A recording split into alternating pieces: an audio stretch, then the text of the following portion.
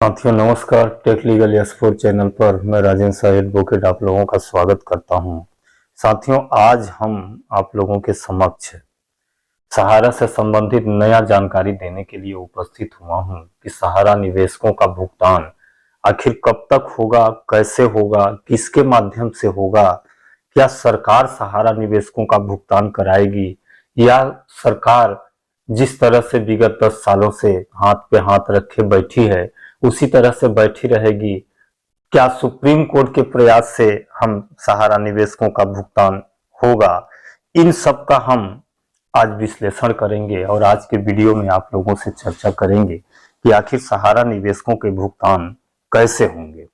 साथियों यह तो जग जाहिर है कि सहारा इंडिया परिवार हमारे देश का दूसरा सबसे बड़ा संस्था था जो देश में दूसरा सबसे ज्यादा रोजगार देने वाला संस्था था तथा लाखों करोड़ों लोगों का निवेश सहारा इंडिया में लोगों ने किए थे। और क्यों किए थे इसका भी रीजन है साथियों, क्योंकि यह कोई 2 साल 4 साल या 5 साल या चंद साल वाली संस्था या कंपनी नहीं थी।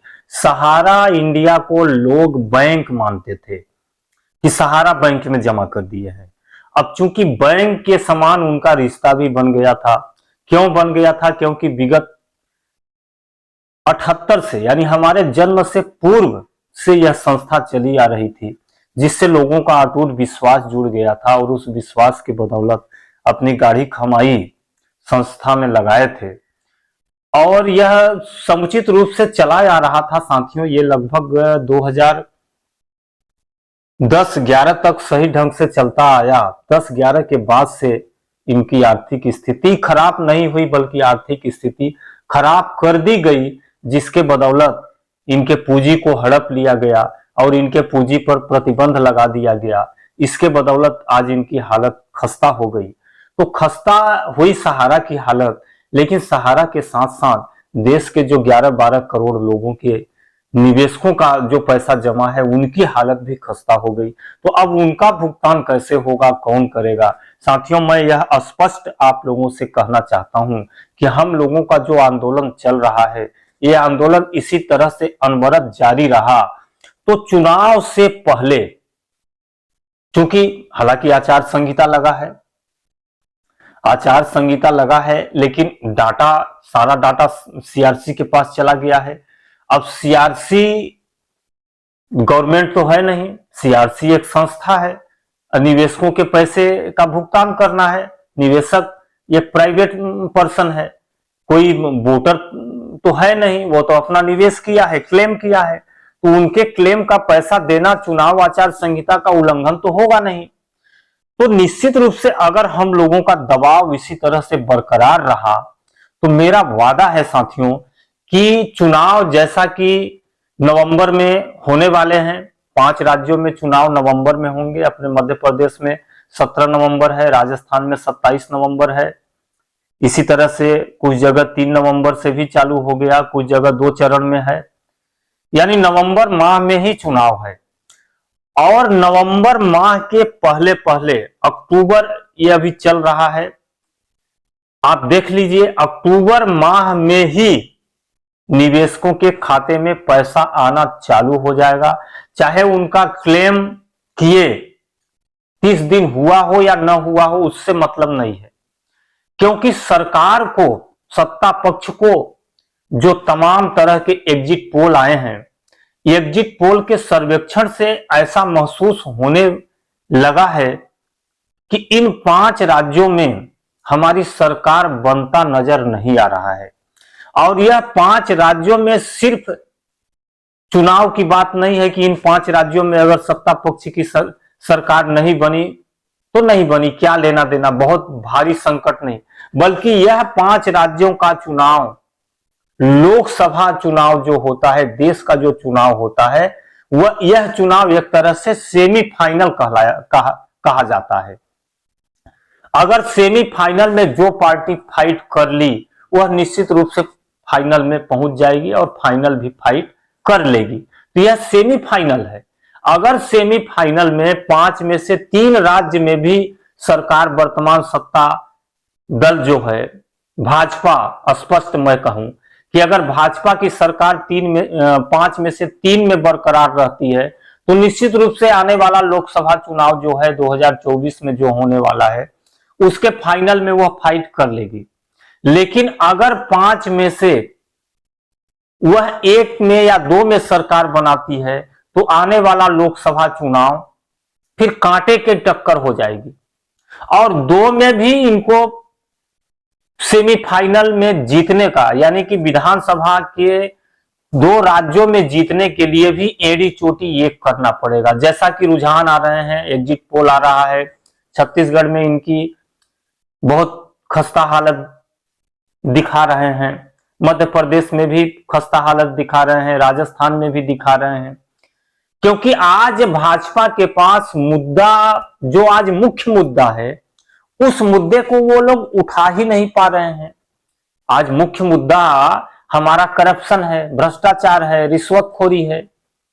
तो अब सरकार उनकी विगत 10 सालों से है, तो वह कैसे इस मुद्दे को उठाएंगे कि हम भ्रष्टाचार दूर करेंगे? अरे भैया, भ्रष्टाचार आप 10 सालों से दूर नहीं कर पाए तो अब क्या दूर करेंगे? रिश्वतखोरी हम दूर करेंगे। माने जो अहम मुद्दे हैं, बेरोजगारी हो गया, महंगाई हो गया, भ्रष्टाचार हो गया, रिश्वतखोरी हो गया, ये अहम मुद्दे हैं। इन मुद्दों को तो सत्ता पार्टी उठा नहीं सकती क्योंकि उनकी सरकार विगत 10 सालों से है। अब वो एकमात्र उनको सहारा है विकास। हमने विकास किया है, हमने धारा 370 हटा दिया, 3 तलाक हटा दिया, राम मंदिर बनवा दिया। यही कुछ मुद्दे हैं। ईडब्ल्यूएस को रिजर्वेशन दे दिया। यही कुछ मुद्दे आज सत्ता दल के पास है, अन्य कोई मुद्दा तो है नहीं। तो सरकार इन मुद्दों के आसरे, क्योंकि यह मुद्दा जो है, यह मुद्दा जनता अच्छी तरह से जान रही है कि इस मुद्दे से जनता को कोई विशेष लेना देना नहीं है, तो इस मुद्दे से सरकार का बेड़ा पार होता, नैया पार होती नजर नहीं आ रही है। तो सरकार ऐन कैन प्रकारेण जनता को लुभाने के लिए तरह तरह का प्रलोभन देने का प्रयास कर रही है। तरह तरह की घोषणा किया भी गया, चुनाव के ऐन वक्त पहले कई घोषणाएं की गई, लेकिन अभी कई बाकी हैं। अभी ये सहारा निवेशकों का जो पैसा वाला फंड वाला है, ये अभी बाकी है। ये आप देखिए 10 से 15 दिनों में अगर आप क्लेम कर दिए हैं सीआरसी पोर्टल में, तो हम तो ये कहता हूं कि जैसा विशिष्ट सूत्रों से प्राप्त चला है कि जितने बांड हैं आपके 10,000 से ऊपर, प्रत्येक बांडों में 10-10 हजार देने की तैयारी सरकार कर रही है। अगर आपके 20 बांड हैं तो 2 लाख रुपया आपके खाते में आ जाएंगे। और यह क्यों कर रही है? क्योंकि सरकार डर रही है। जब सरकार ही नहीं बचेगी उसकी, तो वह आगे क्या करेगी? इसलिए सरकार बचाने के लिए वह कुछ भी करने को तैयार है। अगर चुनाव आचार संहिता इसमें आड़े आता है, जहां तक मेरा अनुमान है कि आड़े आएगा नहीं, क्योंकि पैसा सरकार तो दे नहीं रही है, सरकार सीआरसी दे रही है, यानी इलेक्शन कमीशन ही पैसा दे रहा है, इलेक्शन कमीशन निवेशकों का दे रहा है। ये तो आड़े आएगा नहीं, और ये आड़े नहीं आएगा तो हमारा अनुमान है कि अक्टूबर माह के अंत तक हम सब निवेशकों के खाते में पैसा आ जाएगा, ऐसा अनुमान भी है। ऐसा विशेष सूत्रों से भी पता चला है कि प्रयास है। अगर नहीं भी हुआ तो सेमीफाइनल अगर हार गई वर्तमान सत्ता दल, वर्तमान सत्ता पार्टी, तो निश्चित रूप से जैसे ही इसके रिजल्ट घोषित होंगे 3 दिसंबर को, 3 दिसंबर के बाद सरकार फिर एड़ी चोटी लगा के सारे निवेशकों का भुगतान कराएगी। लेकिन हम लोगों के आंदोलन को धीमी नहीं करना है, इसको अति तीव्र गति से चलाना है, और हमें सिर्फ एक प्रचार करना है कि हमारा भुगतान नहीं तो वर्तमान सत्ता दल को मतदान नहीं। हम मतदान के बहिष्कार से भुगतान नहीं पा सकते। मतदान का बहिष्कार करेंगे तो हम किसी एक पार्टी का बहिष्कार तो करेंगे नहीं, सभी पार्टियों का बहिष्कार करेंगे। तो सभी पार्टियों के बहिष्कार करने से कुछ मिलने वाला नहीं है। जैसा कि कुछ संगठन के लोग बोल रहे हैं कि हम मतदान का बहिष्कार करेंगे, जब तक भुगतान नहीं तब तक मतदान नहीं। इससे हमें कुछ भी मिलने वाला नहीं है। आप कर लीजिए, आप मतदान का बहिष्कार कर लीजिए, इससे आपका भुगतान होने वाला नहीं है।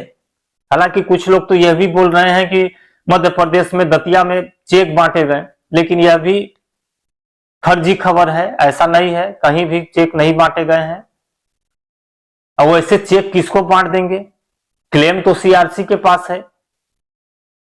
क्लेम सहारा के पास होता तो वहां से लिस्ट लेके वहां सहारा के माध्यम से बंटवा दिया होता।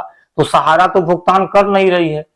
तो ये जो चेक बांटने वाली बात है ये फर्जी है। कुछ संगठन वाले बोलते हैं, वर्ष एक्ट में बोलते हैं कि हम भुगतान दिलाएंगे 2023 को भुगतान वर्ष मनाने के लिए प्रण किए थे, पूरे देश का भ्रमण किए हैं, लेकिन आज दिन तक वर्ष एक में एक लोगों का भुगतान तो दिला नहीं पाए हैं।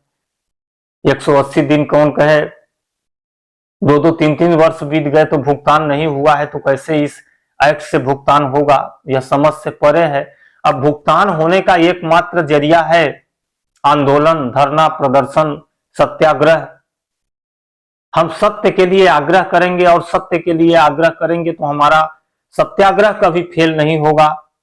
हमें निश्चित रूप से सफलता मिलेगी और हम अपने आंदोलन में लगे रहें। हम अपना धरना प्रदर्शन पूरे मध्य प्रदेश में, पूरे राजस्थान में, पूरे छत्तीसगढ़ में करें। यह सरकार की लापरवाही है, केंद्र सरकार की लापरवाही है। केंद्र सरकार ने एम्बार्गो लगवाया, केंद्र सरकार सुप्रीम कोर्ट में केस लड़ रही है। केंद्र सरकार अगर सुप्रीम कोर्ट में केस वापस ले ली होती, सहारा को कुछ अनुदान दे दी होती। सहारा डूब रही है भाई, जो गरीब है, जो डूब रहा है, जो खत्म हो रहा है, उसकी सहायता करने के लिए ही तो सरकार बनती है। तो सरकार ने क्यों अनुदान नहीं दिया? सरकार ये 10 सालों तक क्यों चुप बैठी रही?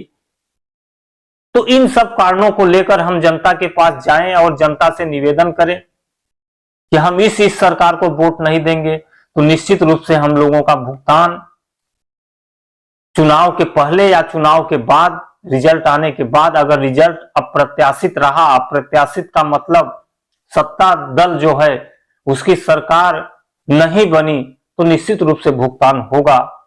साथियों, इन्हीं बातों के साथ मैं अपनी वाणी को विराम देता हूं। कृपया वीडियो लाइक करें, शेयर करें। मुझे आज्ञा दीजिए। नमस्कार।